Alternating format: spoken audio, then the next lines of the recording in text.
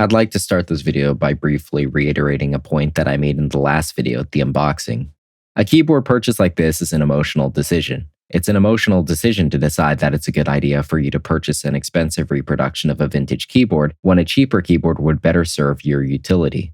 When you receive the product that you purchased for emotional reasons and it isn't what you expected, then you are likely to react in a negative way. And how negatively one may react may scale with the price of the product and the amount of time one will need to spend to understand the problems with the product. If the seller does not care about the emotional side of the purchase, then this may further diminish the end consumer's satisfaction with their purchase. But at the end of the day, you should probably read that 50 million page manual because there is some important stuff in it. Like this.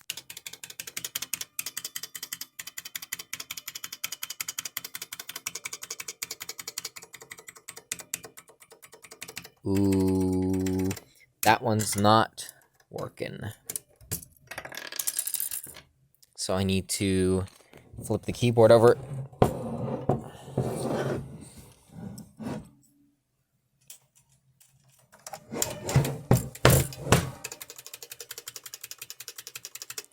So that's actually not in the manual, but if you do fuck it up and the spring isn't, and the spring doesn't sound like it's being buckled,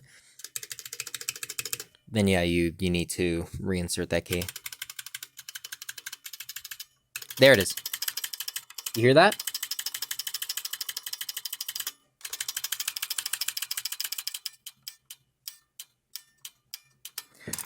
So essentially what I read you have to do when the spring sounds like shit like that is you essentially have to go and pull it. I guess I can just do it with my hand. But you're meant to pull the spring out like this, just ever so gently. Then you can put the key back in, and let's see if that worked.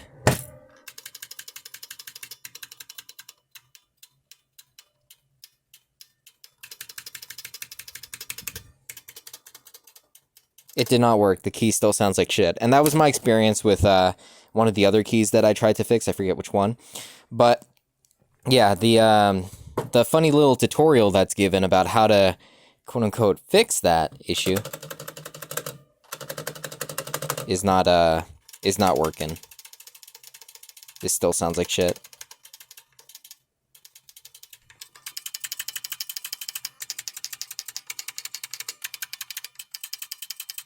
It sounds like tinny. So with these keys, you're gonna find that pressing near here is gonna give you a really shit response. So you're gonna wanna click as close to here as possible, because this essentially has nothing in it. It just has a funny plunger that does nothing. If you press on the side without the flipper and spring, it's gonna bind, and that's slightly annoying, and that would explain why some people prefer to have split keys.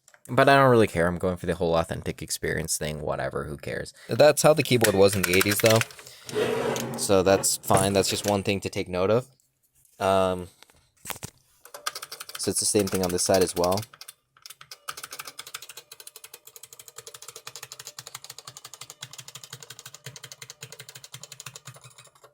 Here. That sounds like shit. What's going on there? Let's pull the spring a little bit. I don't know. Here, let's do this and then pull the spring a little bit. Nope. Not working. Alright. That's cool. Let's just put that 0 back in. Dude, why does that still sound like shit? Pull on that spring a little.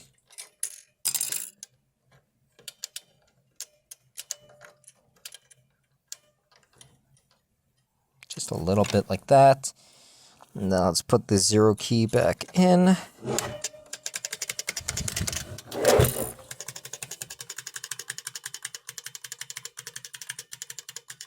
There you go. So for that one, it worked a little bit.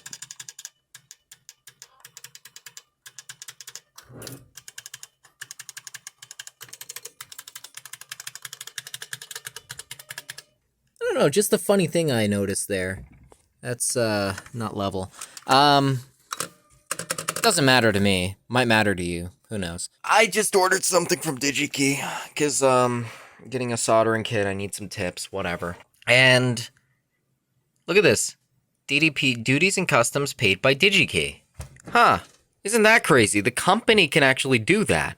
So that would actually explain why I've never, ever had a situation where I've needed to deal with the shipping company directly with products coming from the States. Because the company just seems to deal with that shit on their own if they're like a somewhat reputable company, huh? It's kind of crazy. I was wondering, because like the only time I've ever paid customs on products was when I bought this rhythm game controller here. And then when I bought this turbocharger here. Those are the only 2 times where I've ever had to pay customs and duties and whatever, and I've had to pay the company to bring the product across the border and stuff like that, whatever. Those are the only 2 times where I've ever had to do that. Whereas here, it seems like they factor that into the cost, which is kind of crazy. I bought $30 worth of soldering tips here.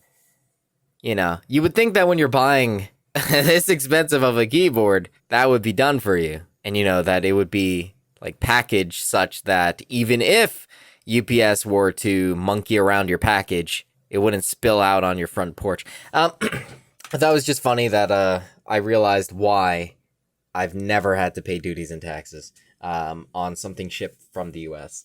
It's because the company always does it for you. And I've had the same experience purchasing from Sweetwater. You might say, oh, but they're big companies and blah, blah, blah, blah, blah. I don't remember which one of these cables it is, but fuck.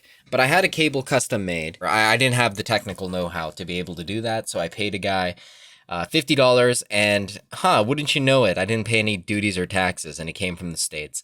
I've just had that experience every single time, even with buying from just individual random people from the States.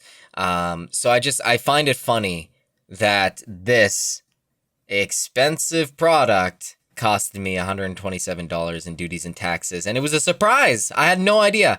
I read as many pages of that fucking janky, just completely like everything's all over the place website, and I did not see anything about random brokerage fees or duties, taxes. The defense will 100% be, oh, but the standard is that we wouldn't pay that and blah, blah, blah, blah, blah. I don't know. When every other company I've ever bought from since, I don't know, like 15 years ago has always dealt with that, including just random people selling individual cables. And I know for a fact that there were taxes that needed to be paid on that. It just makes me feel as though buying from this company was kind of a bad idea. All right, that's it. That's the keyboard. Do I recommend it? No, it's an emotional purchase. It's up to your emotions to decide whether you want it or not. At the end of the day, this is the only reason I'm here to make this video. Expectation, reality. So if you're cool with that, awesome, go purchase it. If you're not, I don't know, maybe just go buy an old, like, Model F. Or I don't know, maybe stop spending thousands of dollars on keyboards, you absolute moron. That's all I've got for you.